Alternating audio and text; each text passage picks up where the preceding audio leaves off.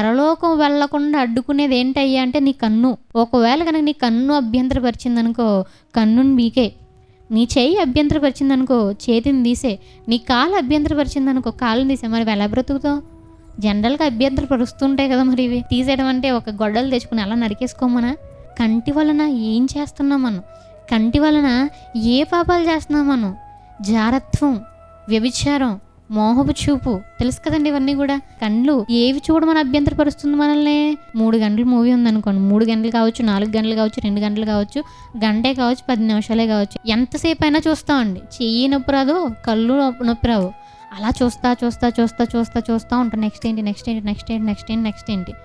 అదే బైబుల్ చదవాలంటే 3 గంటల మూవీని మనం అలా చక్కగా చూస్తున్నామే, మరి దేవుని యొక్క వాక్యాన్ని కంటిన్యూగా 3 గంటలు చదివే వాళ్ళు ఎవరైనా ఉన్నారా?